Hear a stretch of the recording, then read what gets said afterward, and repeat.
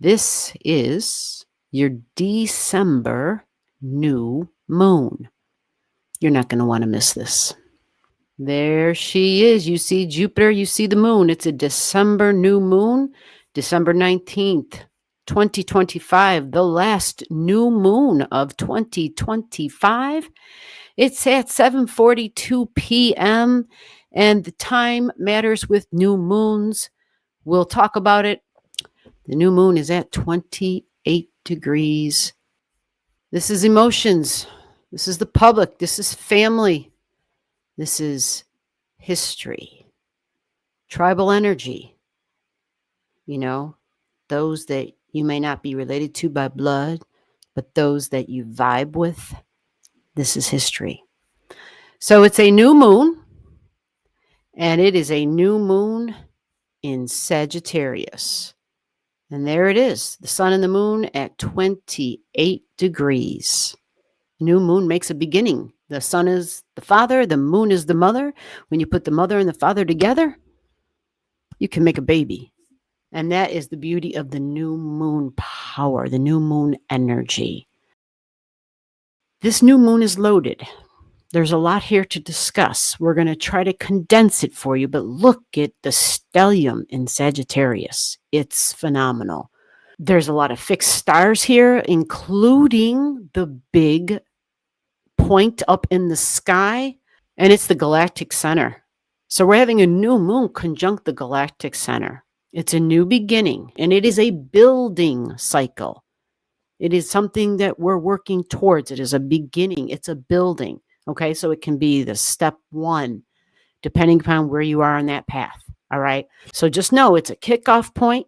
It's fiery because it's in Saggy. We're thinking about our future for sure because it's in Sagittarius. Beliefs are huge. And when I say beliefs, we're talking about your philosophy on life. It's not just about your religion and your spirituality. It's your views, your opinions, what you believe in, what you don't believe in. This is Saggy energy. It definitely can tend to be spiritual energy. It's also higher learning, higher knowledge. It's wisdom. And let's not forget that the big sister of wisdom is silence. So sometimes the Sagittarius energy is spoken of as like your guru, a spiritual teacher, something and someone that you aspire to be like, because this is a sign that we are constantly searching and seeking and learning, and we're experiencing. It's a very adventurous sign, Sagittarius. It's willing to go on a journey. And on that journey is where it does all its seeking and searching and experiencing. And typically it's a journey that's far from home. Some people literally get on a plane, get on a boat, get in the car and drive across to the other side of the country. If you're on a journey that doesn't require you to be physically mobile and go far away, yes, you can still have a journey right where you're sitting, right within your own community, right with your own people. You may meet people who aren't like you, who come from a different ethnicity, a different background. So it's exposure. It's exposure to other cultures, other beliefs, other religions. And because Jupiter rules this, Jupiter's the big picture. It's not a divider. It's divine energy. Divine energy is the creator. And so it has created all the different colors, all the different degrees. It created all the variety. It's all supposed to be the Jupiter energy. Being the ruler of the new moon and this new beginning, we ask, well, what are we beginning? So we kind of have to explore more of the Jupiter Sagittarius keywords. So beliefs about my future, beliefs about freedom, because to go on that journey, I have to have freedom. To go on that journey, I have to experience and explore. And I have to be able to cross lines and go over bodies of water and land. And I need the freedom to do that. And I may come across different belief systems and other cultures and other languages. And I might have to interpret them for myself because it might get a little wonky. Lawyer energy, the Department of Justice. Yeah, we think judges, we think Supreme Court. And this is usually public figures, public speakers, like I said, teachers and higher learning. Publishing is Sagittarius energy. So whether that's something audio, something on paper, something on video, I'm publishing something.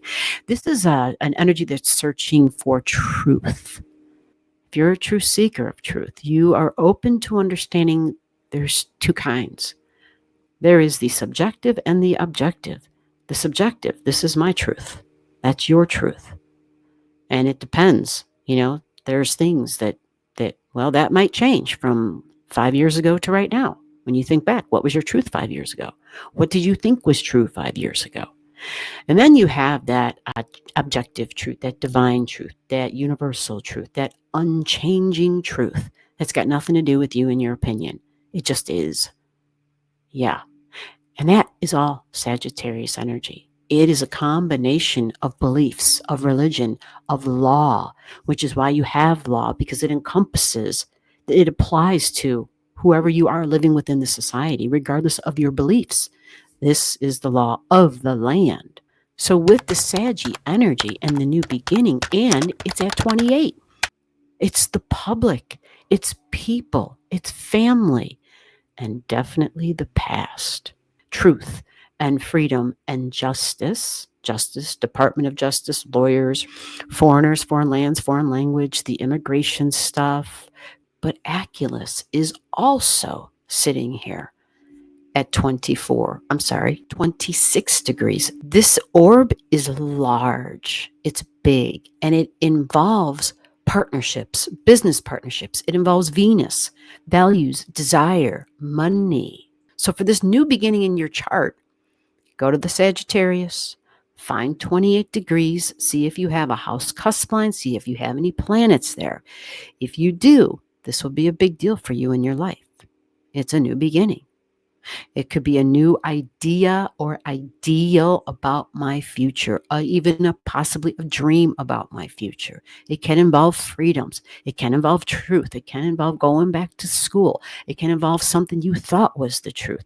It can be involved with your belief in the divine, in your religion. Okay, it can be all of these things and more. And Aculeus, believe it or not, the tail of the scorpion. This is called the stinger. It's literally the part that stings. The stinger.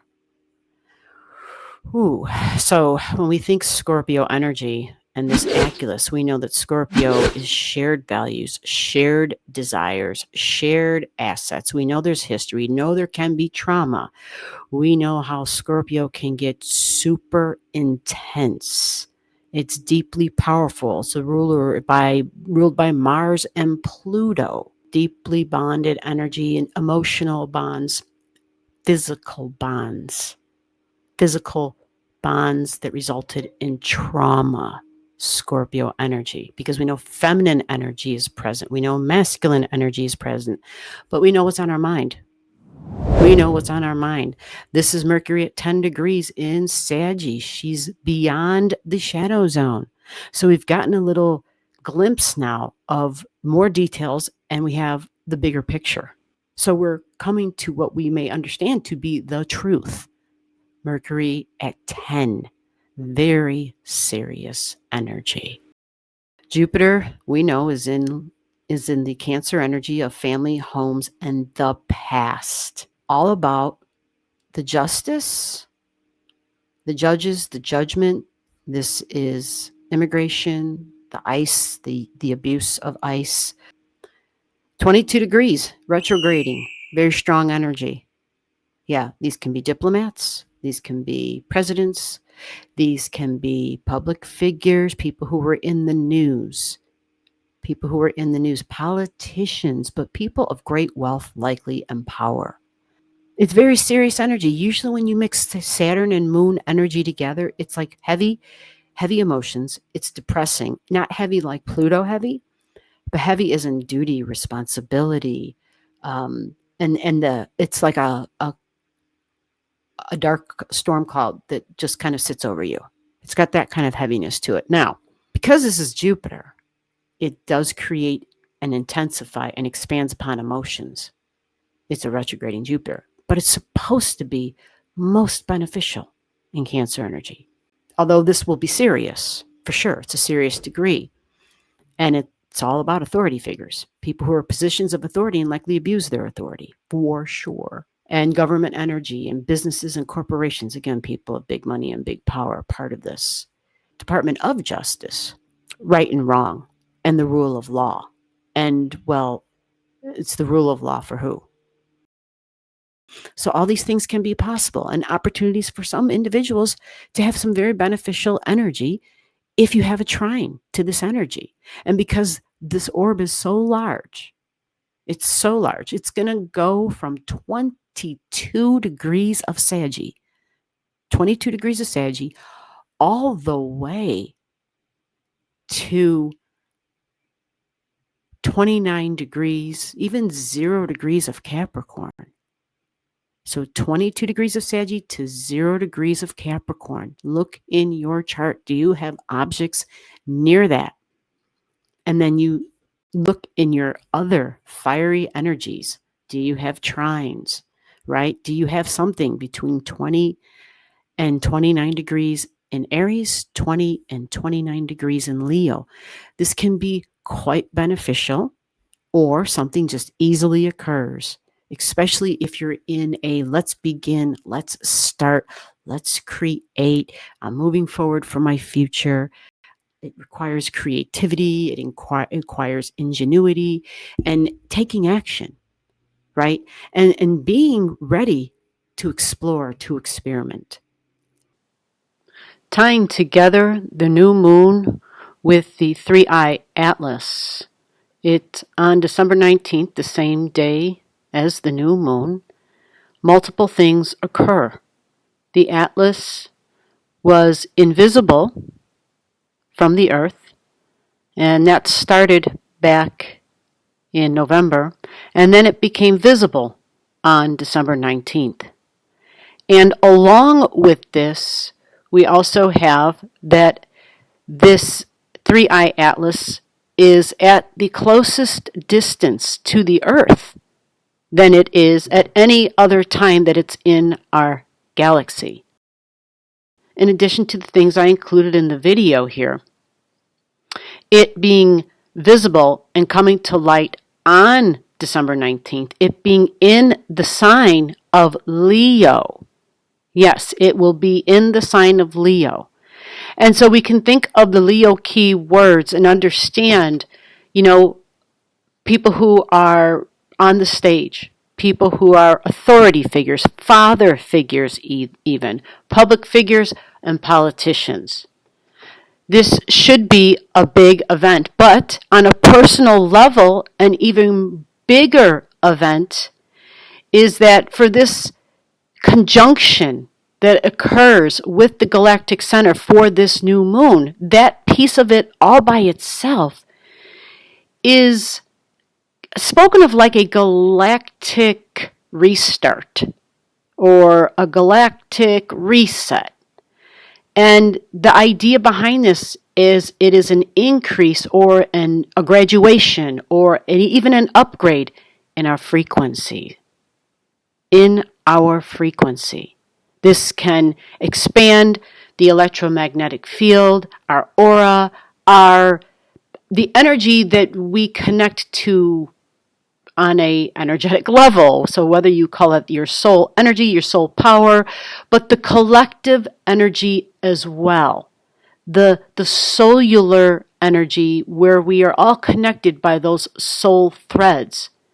This energy is powerful, and it can activate channeling and intuitive gifts that you didn't realize you had, or enhance previous gifts. Even new people on the other side that you're connecting to, whether they're loved ones or spirit guides or whatever names you want to give that. But it is all in support of the upgrade. It is all in support of elevating, of ascending, and accomplishing the unifying factor, the unity the unity awareness that within one is the whole, and within the whole is the one. That what I do to you, I'm doing to myself. What you do to me, you're due to yourself. What we do to each other, like there is no separateness. We are all one. We are all connected. The hours of power for the new moons are where your power is at. And that is using the timeline, which would be 7:42 p.m. With every new moon, it is the 8 hours prior to the time of the new moon. Those are considered the most prime time to set intentions, to put those those thoughts down on paper, to focus on them, to have a ceremony, do whatever you want, do whatever works for you, to meditate on them, whatever, and utilizing the Sagittarius energy about your future.